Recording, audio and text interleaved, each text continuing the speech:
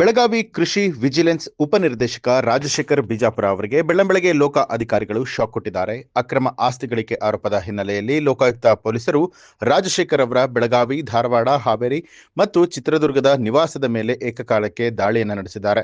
ರಾಜಶೇಖರ್ ಅವರು ಈ ಹಿಂದೆ ಧಾರವಾಡದ ಕೃಷಿ ಇಲಾಖೆಯ ಜಂಟಿ ನಿರ್ದೇಶಕರಾಗಿಯೂ ಕೂಡ ಕೆಲಸವನ್ನ ನಿರ್ವಹಿಸಿದ್ರು.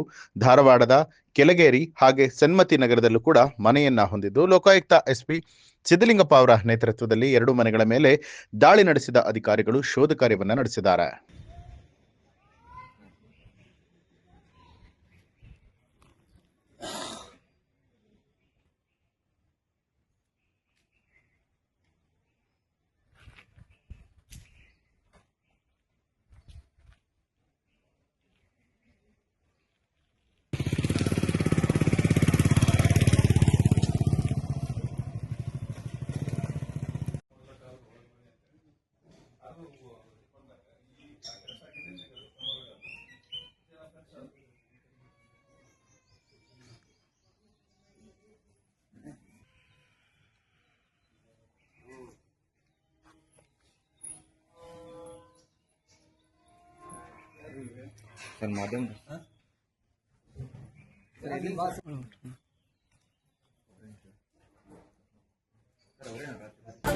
ನ್ಯೂಸ್ ಅಲರ್ಟ್ ನಿಮ್ಮಿಂದ ನಿಮಗಾಗಿ.